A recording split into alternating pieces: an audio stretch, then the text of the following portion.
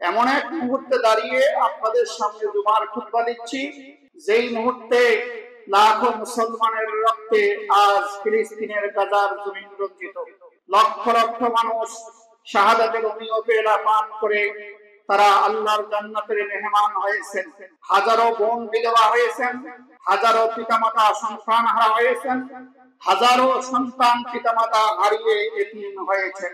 আর এমন এক মুহূর্তে আপনাদের সামনে খুতবা দিচ্ছি, যেই মুহূর্তে আমাদের ভারতের পাশের দেশ ভারতে তারা ওদেশের ওয়াকফ আইন বাতিল করে মুসলমানদের মসজিদ, মুসলমানদের মাদ্রাসা, মুসলমানদের খানকা, মুসলমানদের ওয়াকফকৃত সম্পত্তি দখল করার জন্য, মসজিদ ভাঙার জন্য, মাদ্রাসা ভাঙার জন্য আর মুসলমানদের রক্তে ওই ভারতের জমিন রঞ্জিত করার জন্য এক মহাপায় তারা শুরু করেছেন। যখন বিশ্ব মিডিয়া মুসলমানদের এই নির্যাতনের দৃশ্য দেখেছিল, সেটাকে ভিন্ন খাতে প্রবাহিত করার জন্য এই গত কয়েকদিন আগে ভারতের কাশ্মীরে কি পহেলগামে পর্যটকবাহী গাড়িতে হামলা করে এই দৃষ্টিকে ভিন্ন খাতে প্রবাহিত করার জন্য আন্তর্জাতিক দৃষ্টি ওই দিকে ফিরিয়ে মুসলমানদের রক্তে রঞ্জিত করে আরেকটি ফিলিস্তিন তৈরি করার মহা পরিকল্পনা করেছে। মুসলমানদের এমন এক দুর্দিনে আপনাদের সামনে খুতবা দিচ্ছি।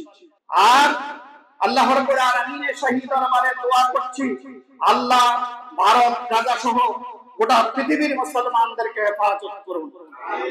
এবং এই হামলার পরে দেখেছেন বিশ্ব মানবতার চরম দুশ্মন, যার হাতে দৈনিক মুসলমানদের রক্তে গাজার জমিন রঞ্জিত হচ্ছে, সেই ইসরায়েলের প্রধানমন্ত্রী তিনি ভারতে হামলা হয়েছে তিনি দুঃখ প্রকাশ করেছেন।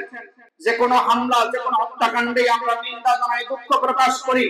ভারতে যদি ওই পর্যটকবাহী 26 জন মানুষের হত্যায় আপনার দুঃখ হয়, আমি জানতে চাচ্ছি ফিলিস্তিনের গাজায় দৈনিক শত শত মুসলমানদের রক্তে আপনি ওই জমিন রঞ্জিত করছেন, সেই জন্য কি দুঃখ প্রকাশ হয় না?